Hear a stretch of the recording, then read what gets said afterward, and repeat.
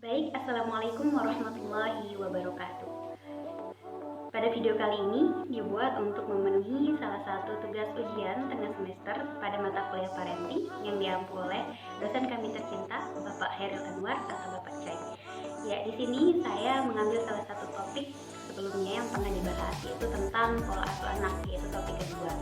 Langsung saja kita akan masuk pada pembahasannya. Nah, yang pertama itu adalah apa sih pengertian dari pola asuh?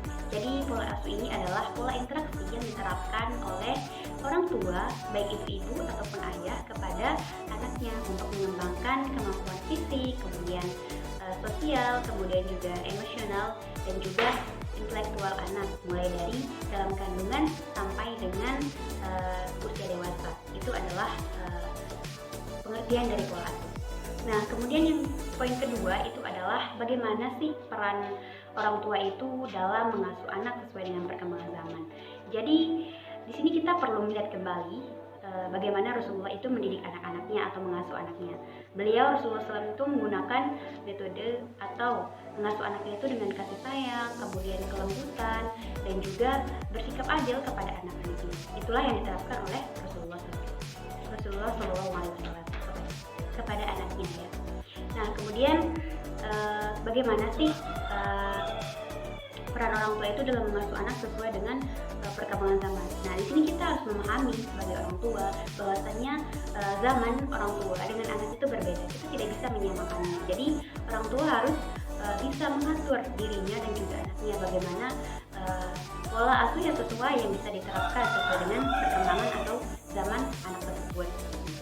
Kemudian di sini yang ketiga, poin yang ketiga itu adalah tentang kategori pola asuh. Ini adalah inti dari materi ini, yaitu di sini terdapat 3 kategori tentang pola asuh yang diterapkan oleh orang tua. Yang pertama yaitu adalah pola asuh otoriter, di mana pola asuh otoriter ini adalah orang tua yang menentukan segalanya, orang tua yang mengatur segalanya.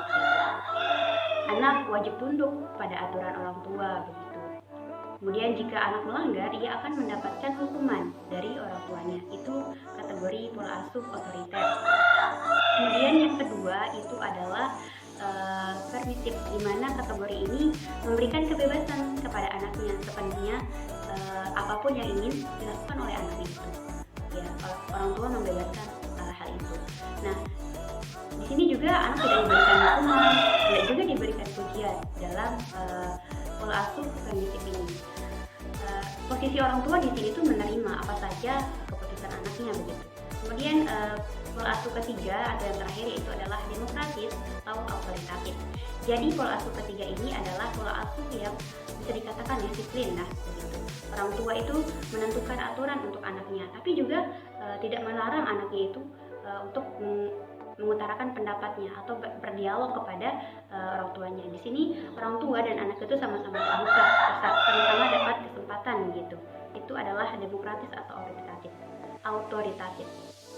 Nah, kemudian di sini juga orang tua itu memberikan kedisiplinan, contoh kedisiplinan, kemudian kasih sayang kepada anaknya. Dan juga ketika anak itu mendapatkan sesuatu, dia memberikan reward gitu. Dan ketika anak itu bersalah, dia memberikan punishment gitu.